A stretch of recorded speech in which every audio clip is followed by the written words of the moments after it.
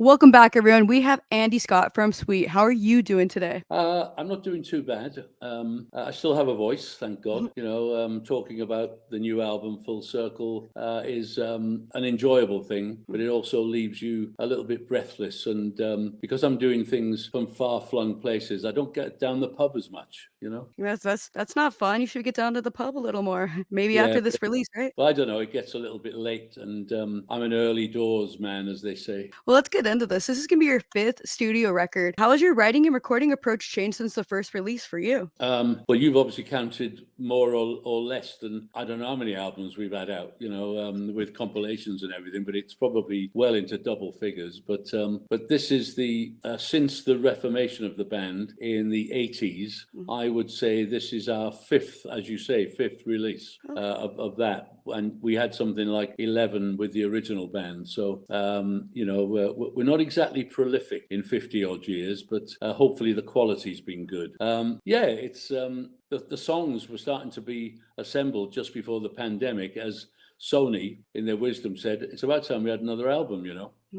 And so we started to look at some songs, and then the pandemic hit. And in the meantime, Sony, when we came out of the pandemic and we started to look, we thought, I don't think Sony are going to sign us because the team that were looking after us all got shipped off to Berlin. Some didn't want to go, so they stayed in Munich and became consultants or stuff like that. And then our management team that look after the digital stuff in Germany, luckily, teamed up with Sony, so it's all back on again. I don't really believe people anymore. I'm a little bit cynical, and I think I'm just happy that somebody is going to be releasing this record. Let's put it that way. We found a lovely label called Metalville, who look after quite a lot of other act of our type, who will be making the vinyl, the CDs, the box sets, all that kind of stuff. And Aviator with Sony will be doing all the digital. Now, in your wisdom, in my wisdom, anybody's wisdom, when we last released vinyl through Sony, which was about 10 years ago, maybe a bit less, they made 5,000 of a double album called The Lost Singles. And they sold out within a month, maybe 2 months. It's not bad. Sony have said we don't sell enough vinyl, to warrant making vinyl again. Now, in this day and age, 5,000 is not something to be sniffed at, especially the cost of the vinyl. Right. So we're hoping that Metalville proved them wrong in a big way. So let's see how that pads out. I think it'll pan out really good because for me, I'm a vinyl collector, so I feel like a lot of people that's what they do. They like physical media, especially because CDs are kind of not a thing anymore. I feel like vinyl's more relevant, which is crazy Also, to say. yeah, also you're able to read the text a little bit better. Oh, yeah. As you get older, yes, I feel that pain. And then with technology's changed a lot. Are you enjoying like doing more digital releases, or do you miss doing tape at all? Look, I've been very lucky over the past 20 years. I've been maybe a bit more than that. I've been very lucky to work with 3 or 4 guys who are well into their digital. In the sort of mid 2000s, we were still recording a little bit of digital and a little bit of analog on the 24 track I had. And then kind of that went completely out the window by the end of the 2000s. By 2010, it was all in the computer, not even hard disks. It was you didn't even really need a mixing desk if you didn't want one. But because I'm old school, I still wanted something that looked like King Henry's dining table, So that was the last thing to go. But Yeah. I now realize that you don't really need a mixing desk. The guy who's in the band with me, Tom Corey, he's the other guitarist, keyboard player. He was in a band that I was producing, and I suddenly quickly realized why their demos were so good, that he is a damn good engineer and a producer for the future. He really has got his head into the zone. So don't let me near the computer, but I have a lad who can. Yeah. And with this release, you haven't released a record really in 4 years. Did the other members help with the tracks, or did you write most of this yourself? No, everybody's contributed, Yeah. even outsiders. There's a songwriter in New York that we've used in the past who wrote the song Defender. It's a real classic, kind of big ballady type. Oh, yeah. It could almost have been done in very many genres. You can hear um, Lady Gaga having a go at it, because it could be done on a piano, and the other song is "Don't Bring Me Water." I go to a lunch a couple of times a year, which brings many ex-musicians, journalists, PR people, um, all that kind of thing, anybody to do with the music business, into a restaurant, and there's usually at least 50 people in there, and I see people I haven't seen in months, and people come and go.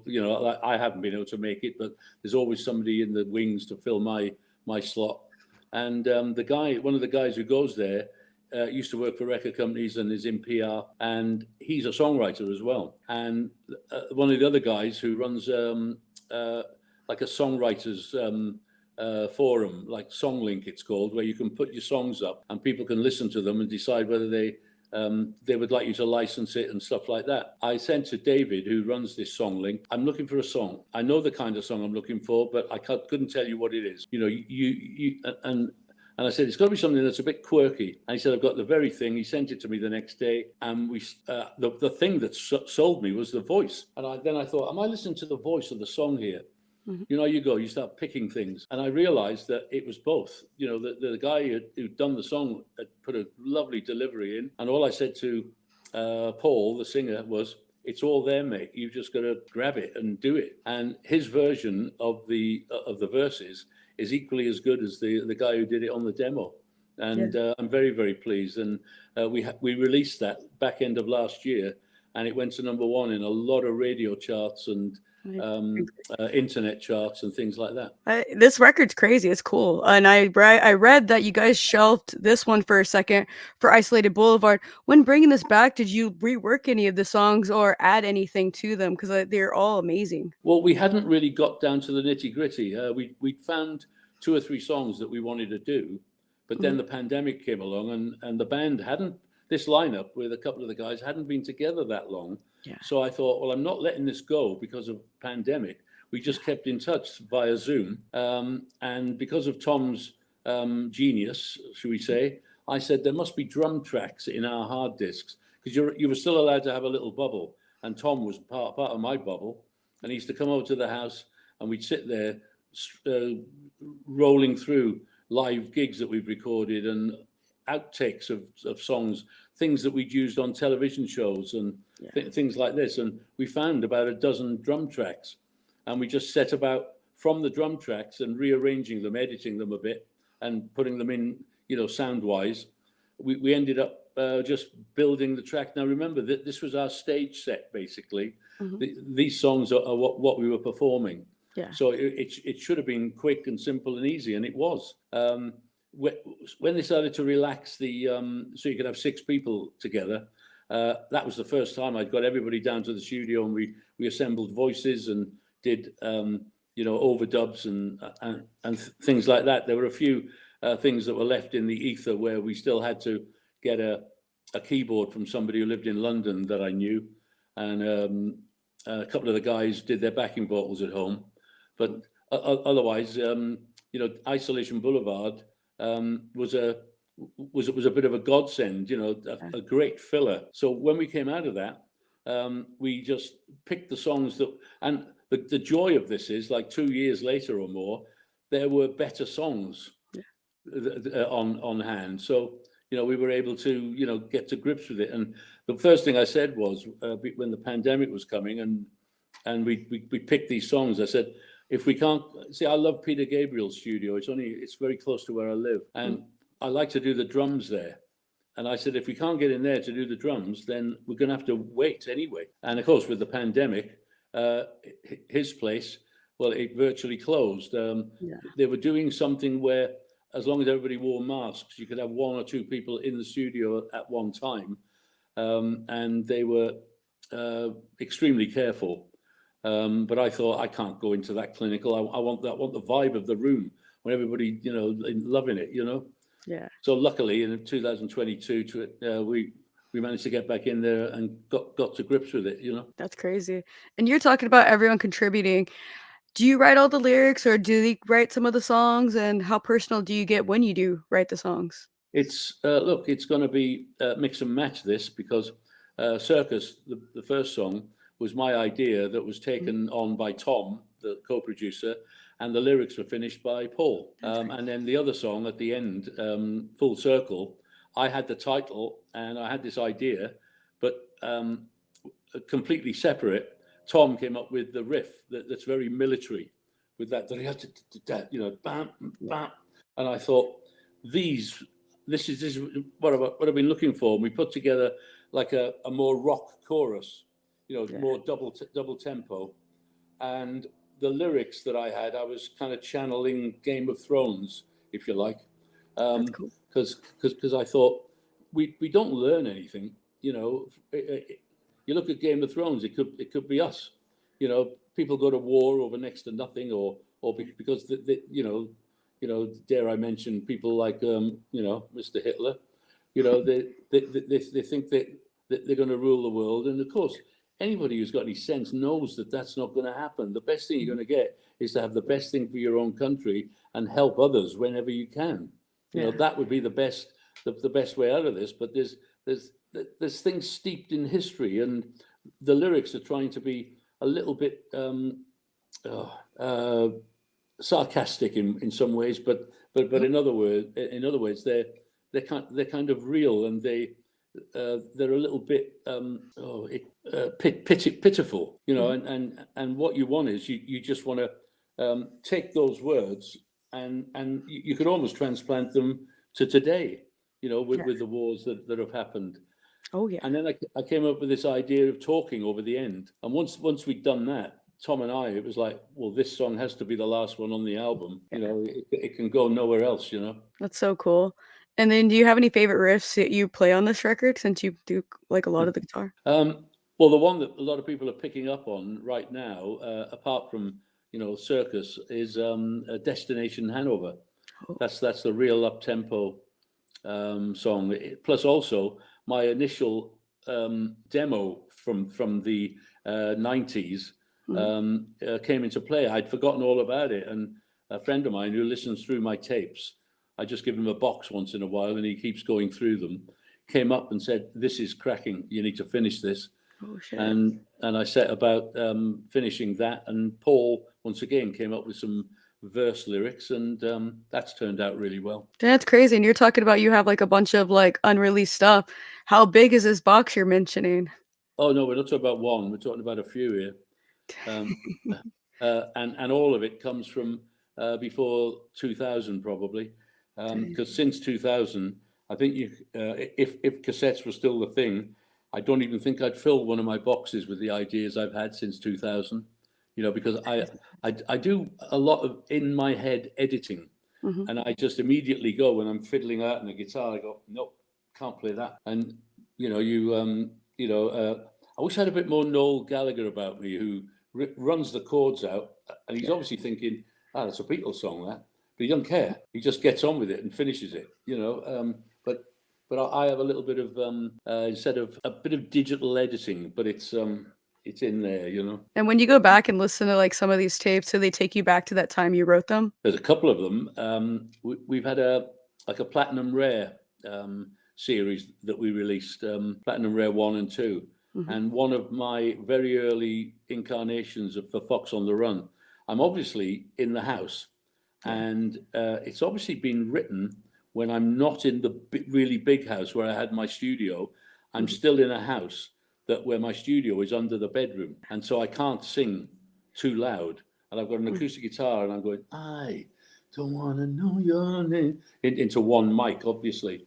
And that ended up on this platinum rare, because we include demos and outtakes, Steve Priest mucking about, singing the wrong words and things like this, because it's all good for the fans.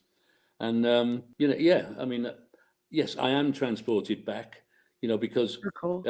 you know, the early stuff. There was a demo about I did 7 or 8 songs, out of which 4 or 5 were used on things like Sweet Fanny Adams and Desolation Boulevard.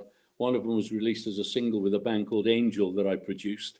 So there was a time when I would say I was a bit prolific, but not so much now. I like to go fishing. I like to play with my dog. I like to watch cricket. I got the cricket on over my shoulder here. So. And when you're talking about like Fox on the Run, Ballroom Blitz, stuff like that, do you hear a lot of it in a lot of people's songs and stuff? Because like I know I'm a big Motley Crue fan, as you can see. He talks about like "Kickstart My Heart," doing that drum riff, like Ballroom Blitz status. Do you hear that in a lot of people's music nowadays from you guys? Here and there, you kind of know when somebody's, influenced and being driving off it. We've done it ourselves. There have been times when people have said, "You like Deep Purple, don't you?" Or "You like Led Zeppelin," on some of the albums. And yes, we do, and we did. And why shouldn't we use it? Or the Oh yeah. Yardbirds, the Eric Clapton early days, and Jeff Beck Yardbirds. In fact, I was only ever given 4 or 8 bars in every Sweet single, so I'd be channeling my Jeff Beck and Nice. Clapton and whoever I could to go, what can I get in this 8 bars or 4 bars here? Yeah, And you try and do something a bit special. It's all you can. I agree. I do think that it's not so much "Kickstart My Heart." I think it's the one that starts like Hellraiser. Maybe it is "Kickstart My Heart." Da, da, da, da, da, da, da, da, Yeah, da, yeah. da, da. I mean, that's when I'll tell you who played that to me the first time. We were going to go and see Motley Crue and um, Skid Row Ooh. in Sweden. I was in Sweden producing a band called Shaboom, and Europe came into the studio and they said, "Come with us tonight. We're going to see Motley Crue." He said, "Our keyboard player went to see them last night in Gothenburg, and we're going to see him in the ice hockey place in Stockholm." I said, "Yeah, as long as these guys are okay." And he said, "Oh, they're coming with us." So we all got in taxis and cars and lobbed up there. And when we were on our way there, one of the guys in a portable player played me this "Start" to kickstart my heart, and he Mhm. wouldn't tell me who it was. I went, "Well, somebody's um, using my guitar riff." I said, "It happens." And when we got to the gig, they started the whole show with The Stripper, which is what we did in the 70s. Oh shit. That David Rose's The Stripper. And the first song they played was "Kickstart My Heart." And we used to do Hellraiser. And the whole of Europe, the band, who were in the audience when we used to play in Sweden back in the 70s, were all laughing now, looking at my face. Me going, "Yeah, yeah, yeah, good, lovely." That must have been so cool. Yeah. I think it's really cool because then if you look at, like, Wayne's World or something, like, them covering that because you guys are such a, like, a legendary, iconic band, you know? And it's cool to see you guys still making music after so many years, man. Yeah, the Wayne's World thing was a little odd. They played our track to promote the film in the Mhm. cinemas and all that kind of stuff. And when you went to see the film, it's a girl singing it. Yeah. An actress. And I just thought, well, obviously they liked what we did to use it as part of the promo, but obviously, and they wanted to use the song, but they got one of the actresses to sing it, which yeah, that's fine, you Hmm. know. But it doesn't have the same impact as using, the band's version, Oh, yeah. But there you are. Do you know Motley Crue then? I like him as a band, I don't know him personally or anything. I just Right. I was wondering whether you were in touch with them because I went backstage when they first came to London and were playing in the Hammersmith Odeon, and I had a constant backstage pass, if you like. And I went into the backstage, and Nikki Sixx used to phone me up at 4 o'clock in the morning. This is about 2 or 3 years before they came to England, saying, "Come over and produce us. We want to sound like you." And I said, "Send me an airline ticket, or at least send me something that gives me, Mhm. other than an LA musician telling me to come over." And Right. then when I get there, he says, "Oh, I don't remember that." So I thought I wanted something a little bit more, you know, um, solid than that. And the tape they sent me was not that great. Needed a lot of work if they were going to use those songs. Anyway, I then found out that about a year later, maybe 6 months, maybe a bit more later, they did release that, and they got the guy who had produced Queen, Roy Thomas Baker, to do some tidying up, and it was all right. It was pretty damn good. And I thought, I'll go and see them backstage. Obviously, by this time, they're a bit, big time. Yeah. And there's a guy on the door. Now, I'm used to just walking in with bands and saying, lovely, how are you, mate? Oh, no, I was manhandled outside their dressing room door. Didn't take too well with that, but he was a big fucking guy. And I thought, Yeah. I'm not gonna handle that. I said, put your head in the door and ask Nicky if he wants to come to the door. Now, I don't know what was going on in there, but Yeah. Nicky said, just tell him to hang around, will you? And I said to the guy, oh, right, okay. And I went, why don't you, when you see him, tell him to go fuck himself? I mean, that And I makes went, sense. I mean, you're legendary. Like, you guys made some of the most legendary music. He shouldn't be acting like a rock star, you know? no, it never went back to him, I'm pretty sure, what I said. And I don't know whether it was even the guy. It was probably not Nicky Six turning around and going, tell him to wait. It was probably the manager or something like that. So, Yeah. I was just being a little bit willful, should we say. And I went to the bar. I went to see them with, there was a couple of other guys with me. No, it'll come to me. But we just then went to the bar, and yeah, it was. I actually think that they had the kind of stage show had we had the technology by the time we were doing things in the 70s, like Mick with his motorized drum riser that used to come to the front of the stage to do his drum Yeah. solo and then go back. When you end up with Tommy, spinning round and all this kind of shit, and then strapping somebody in with him. I mean, Yeah. that's magnificent, isn't it? It's fantastic.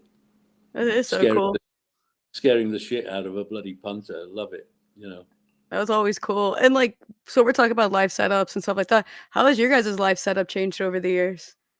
Smaller, got a bit smaller, but Yeah. other than that, because PA systems have become so integral to everything now, and there's no point in being overly loud on stage because it just takes away from what you can put for the audience's sake.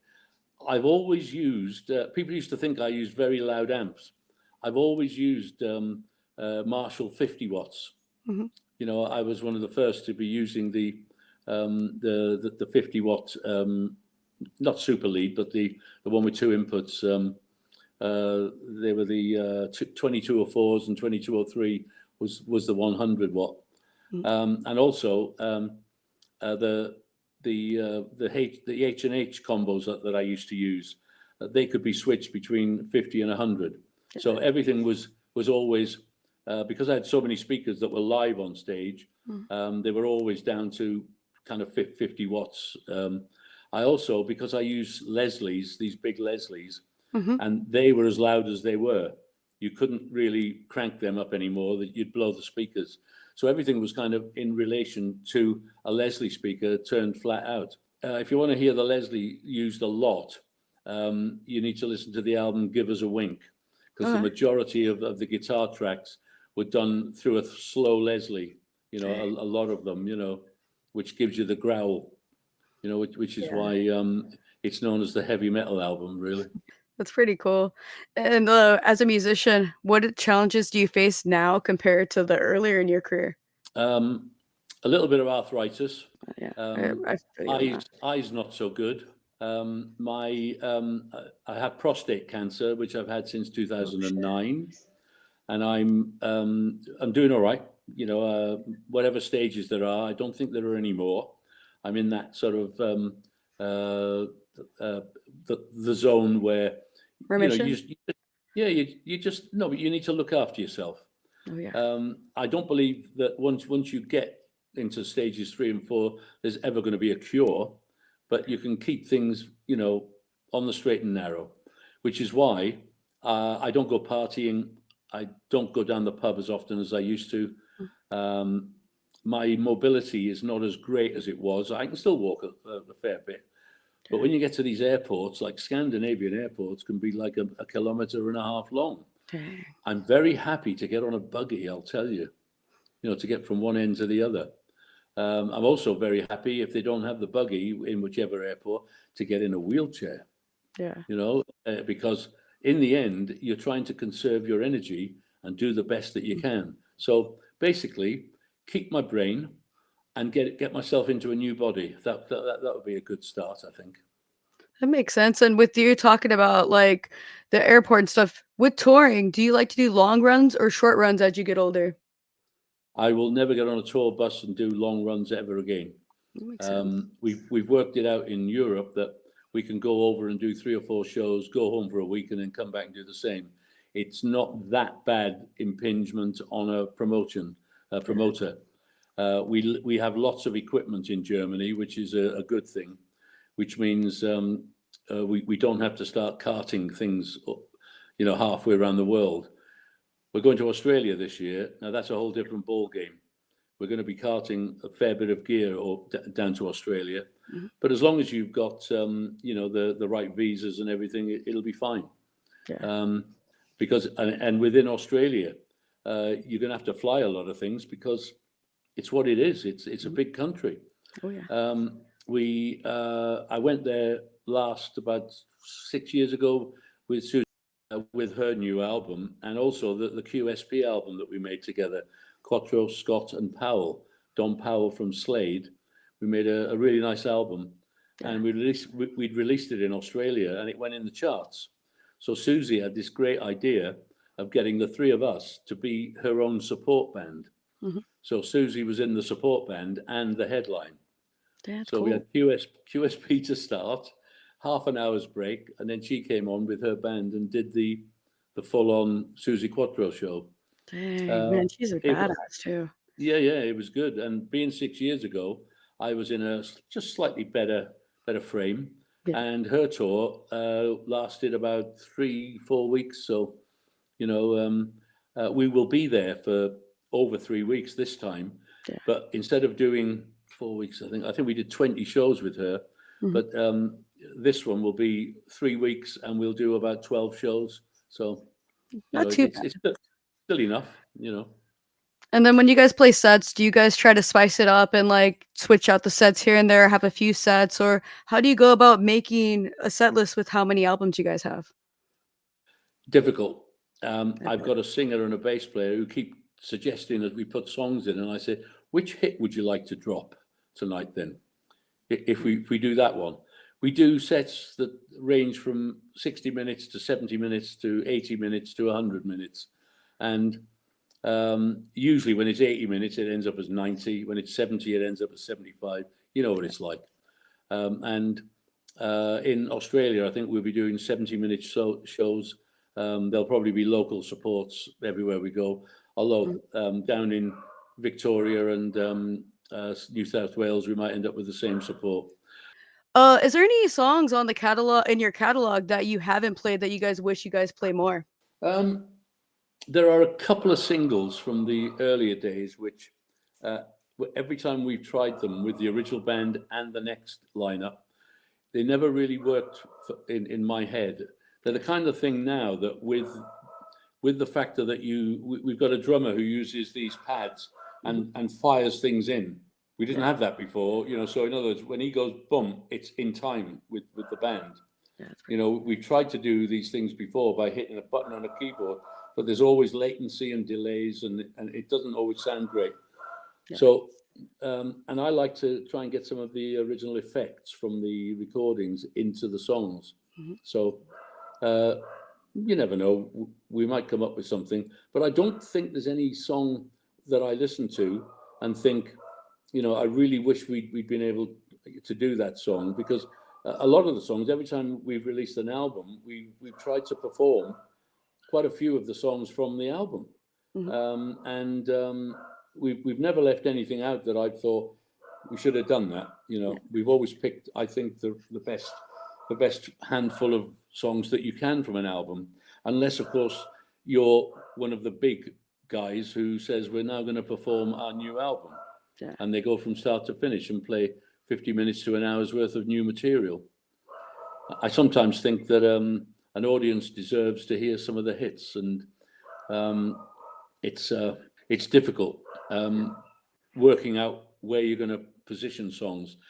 We know where we're going to start, we know where we're going to finish, and Yeah. then there's this grey area in the middle that can be massaged. You Yeah. know, you can put a couple of new ones in, a couple of real heavy rock ones, and then right in the middle, you'll surprise the hell out of them and play two of the big hits. You know, Right. Right. And then, with touring often, do you still learn anything from bands or not so much. I'm never there when the other bands are playing. I dang, kind of arrive 15 minutes before we're going on stage. makes Somebody sense. puts a towel around me, and I get in a car and I go back to the hotel, And you know, relax. and have a little bit of a soak, and then have my one and only Jack Daniels before I go to sleep, you know. That's a good ritual. And with you Yeah. touring, do you have any bands or dream tour lineup you wish you could have? What play with, you mean? Yeah, Along. like yeah, tour-wise. Well, well, we do these three band tours sometimes. Mhm. Um, a really nice one is Nazareth, Sweet, and Uriah Heep. You know, That's that's a amazing. lovely bunch of guys getting together. We've done a lot of touring with Slade, Mhm, where the two bands in Germany and Scandinavia do really well. mhm, Um, Down in Australia, I've done gigs with the Angels. You know, mhm. they are a really great bunch of guys, That's pretty cool. and it's it's just good to have tie-ups in places. Um, it tends to be that if we're going to do this kind of thing, we don't usually get involved with too many, you know, other bands from other countries. They want to make it like a British invasion, and Makes sense. usually when it's something like um, Nazareth, Heap, and Sweet, Mhm. it'll usually be in a proper hall that holds about 3,000 people. You know, it'll be one of the, you know, it'll be a nice venue. And the other thing I really enjoy doing, and we're going to be doing a few of these on the next couple of tours that we've got coming up in October in Germany. They've got these big clubs. There's only Mhm. one way of describing it: rock clubs that Yeah, have been there since the 60s, 70s. They've just got bigger or just got nicer, tidier. yeah, In most cities, you know, you've got like in the Longhorn in Stuttgart. You've got the docks and other places. Each city has got one of these sort of big ex ballroom or ex cinema that's been turned into a venue. I really love playing these places. There are anything from 800 to 1,000, 1,200 people, and they are buzzing. You know, you can see the whites of their eyes, they yeah. can see the whites of yours. That's so We cool. used to play them in the past with no barriers. Yeah. Can't believe it. You know, now there's a meter barrier, you know, before the stage. And the audiences were crazier back then, Mhm. you know. So, you know, I just can't, it's hard to believe that how security has been bumped up everywhere, you know. I bet. And then I have to ask, like, you guys, of course, get guarantees and, like, rider requests. Do you have any crazy rider requests, especially compared to probably the '70s and '80s? We were never over the top anyway, but the the rider was always organised by the management and the promoter, Mhm. and if they saw you maybe getting a bit too lively, drinking and all that, there was less there the next night, and I think that was a good thing, because sadly our first lead singer, you know, alcohol was his problem, you Yeah. know. We've never really had that kind of thing where, you know, you just want to prove a point and say, I don't want any brown or blue M&Ms, you know, all that kind Yeah. of stuff. And And we only want pink towels, you know, all that, you know. I mean, I'm quite happy if they've got a big enough towel that you can get around you when you come off stage. And I'm also quite happy that you know, somebody does show up with Jack Daniels and not just some cheap cheap version of it, you know. yeah. So I always have to ask with the bands from the '70s and '80s because that was the generation of craziness, you know? And yeah, then with talking about, like, so there's a lot of newer bands, especially now. Is there any newer bands that you're currently enjoying? I've always liked the Foo Fighters. See, Mm, I consider them fairly new, you see, they're uh, and awesome. and I loved Blink, and I know that they've just reformed, haven't they? Mhm. Oh, yeah. Yeah. So, um, Not so much. It's very difficult to. My son tries to keep me involved. Oh, there was one. They've got a really weird name. Fathers. The something Fathers. I Um, don't Fathers. I don't even know. I wish I knew who you're talking about. Yeah. It's an odd. The Young Fathers. Okay. No. Yeah.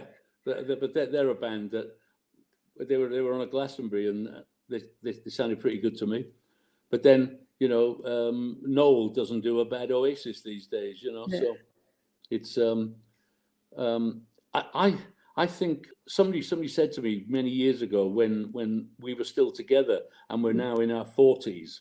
He said, and it was somebody in another band, and he just put his arm around me and he went, it might have even been Lemmy, Yeah, saying, that's "Yeah, you cool. see, yeah, you see, nostalgia is what it used to be."